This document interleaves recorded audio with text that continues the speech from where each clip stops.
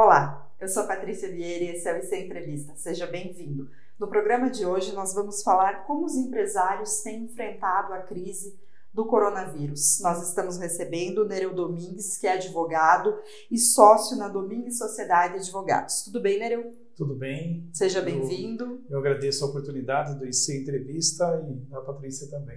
Nós é que agradecemos. Obrigado. Então, para começar, como que as empresas têm enfrentado esse período de crise que tem atingido todo mundo? O que elas têm feito para conseguir ganhar um fôlego aí durante essa crise?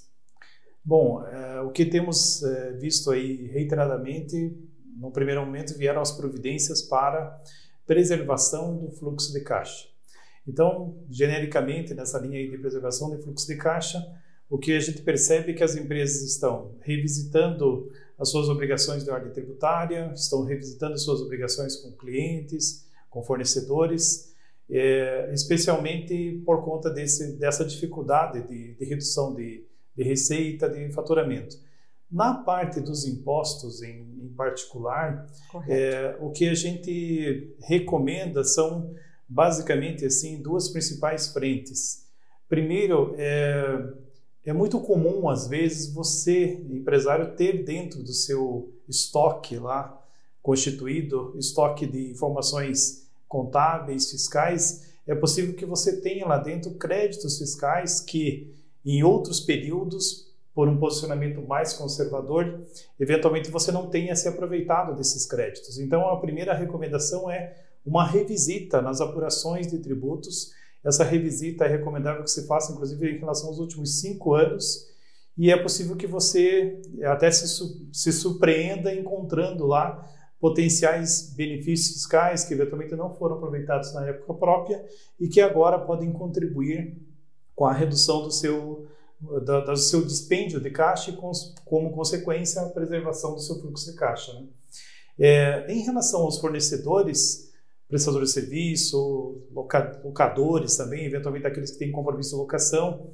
empréstimos, financiamentos, a palavra também é de renegociação, revisita, muito diálogo. Você vai ter entre os teus fornecedores efetivamente parceiros que são essenciais para o seu negócio, outros fornecedores que eventualmente você pode buscar alternativas e, inclusive, também na parte financeira, é comum o empresário nos dizer aqui frequentemente que o governo anunciou uma série de benefícios na área financeira e esses benefícios não chegam. A instituição financeira não disponibiliza esse crédito ou exige garantias que nesse momento são impossíveis. Aqui, o meu destaque é o seguinte: o Banco Central, o governo federal fez o papel dele, proporcionando uma série de relativizações em relação à regulamentação aí da atividade financeira. Essas relativizações diminuíram o custo do dinheiro para as instituições financeiras e elas têm a obrigação de, nesse momento, dar alguma contrapartida ao empresariado. Então, você tem que lutar, insistir no acesso a essa linha, porque o governo federal efetivamente proporcionou o recurso de uma forma mais barata e com regras relativizadas para que esse dinheiro chegue até você. Essa questão da carga tributária, ela varia muito de setor para setor, existem alguns impostos que foram flexibilizados para todas as empresas ou é preciso analisar aí o setor que a empresa precisa, pertence o porte da empresa? Sim. A gente já verificou aí uma série de medidas por parte dos governos, especialmente do governo federal. Quem é, por exemplo, optante do Simples, teve aí a dilação, né, do pagamento dos seus tributos por 90 dias, por 3 meses. A gente verifica também relativizações na área de PIS e COFINS, na área de contribuições previdenciárias. Então, cada setor deve buscar, eventualmente, a informação correspondente. Eu não conseguiria trazer aqui para vocês exaustivamente tudo que está disponível aí, mas isso está disponível tanto no âmbito do governo federal, como eventualmente tem também alguns incentivos, algumas dilações na área de governo estadual e municipal, mas principalmente no governo federal temos muita alternativa.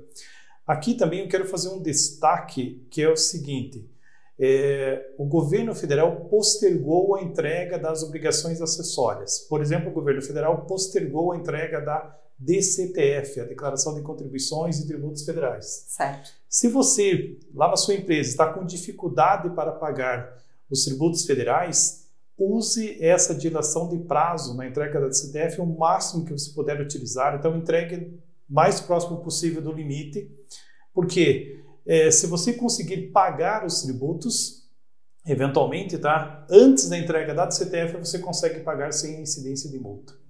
Em relação a esses acordos com fornecedores, existe alguma medida provisória nesse momento de pandemia, uma jurisprudência, ou a negociação aí deve ser caso a caso e usar o bom senso? Ainda é caso a caso, bom senso. A gente já vê algumas manifestações do judiciário, mas são manifestações ainda pontuais. Obviamente, pelo tempo bastante curto, nós não temos ainda um posicionamento jurisprudencial consolidado. Correto. E em relação, nesse momento, a tecnologia tem sido a grande aliada das empresas. Em relação ao direito, de que forma que a tecnologia tem sido usada pelas empresas? Bom, a tecnologia, de fato, se mostrou bastante, nunca tão útil quanto agora. A gente vê aí a tecnologia em todos os setores auxiliando nesse momento que estamos vivendo, nessas recomendações, inclusive de distanciamento social e tudo. Dentro da advocacia, por exemplo, nós estamos trabalhando muito mais no regime de home office, tá? E a gente verifica isso também em diversos outros setores da economia. Me parece que o home office veio efetivamente para ficar. A tecnologia, apesar de um lado, né, proporcionar o trabalho com certa distância, que nesse momento é necessária, tá? Ela, de outro lado, também pode aproximar as pessoas, tá? Nós mesmos, como escritório, nós temos a prática de nos reunir, tá? Periodicamente para preservar o nosso happy hour que nós tínhamos à época fisicamente, hoje através das redes sociais ou através dos aplicativos aí que permitem a reunião dos colaboradores em home office. Assim, as pessoas agora, o contato é tecnológico. Exatamente. E além da preocupação econômica, que com certeza é uma das principais preocupações das empresas, quais as outras preocupações do empresariado nesse momento? Tenho percebido particularmente uma preocupação bastante grande do empresariado, ou da família em geral, que tem algum patrimônio, com o lado sucessório.